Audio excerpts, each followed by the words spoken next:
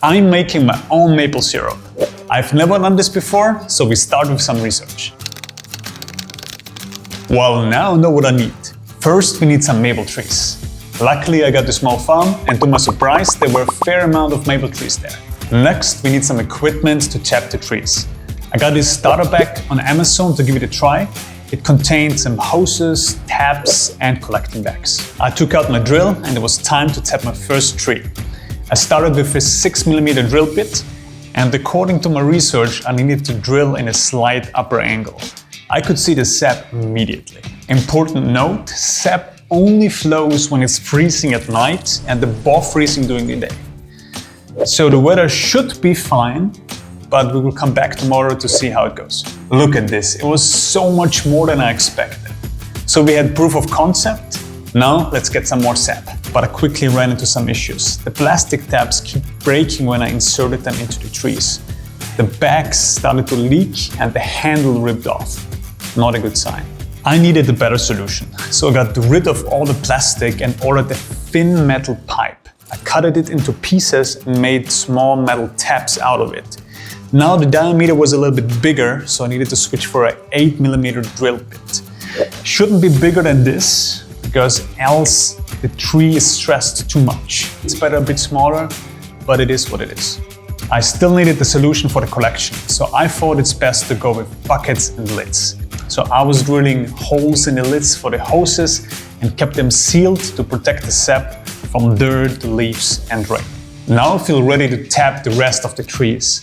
But an important thing before we collect huge amounts of sap is storage. Maple sap expires quite fast, so you need to collect every day.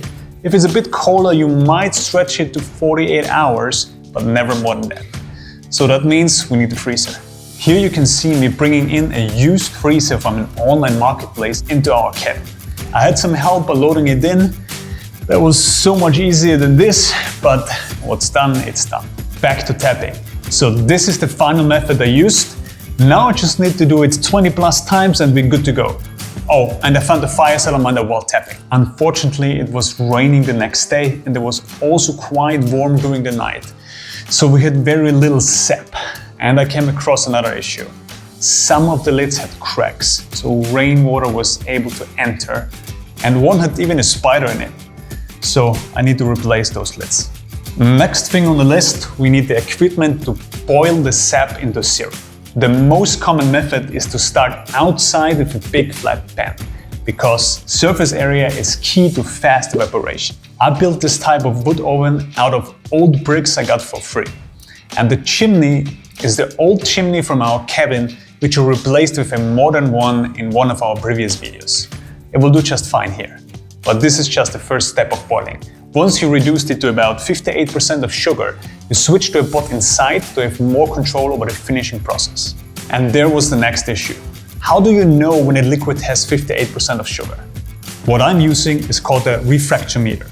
And how it works is, you put some drops of the liquid here on this area, then you close it and wait a little till it has the same temperature as the device. Then you hold it against the light and look through it.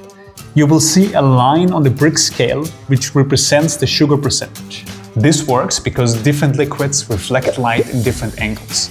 And sugar content is one of the factors that bend light differently. Before we go for the big scale boiling process, we're gonna do a small test sample in a regular pan with the first batch we collected. We used 2 pans to increase the surface area, and we filtered with coffee filters, which was a horrible idea because the flow rate was very low.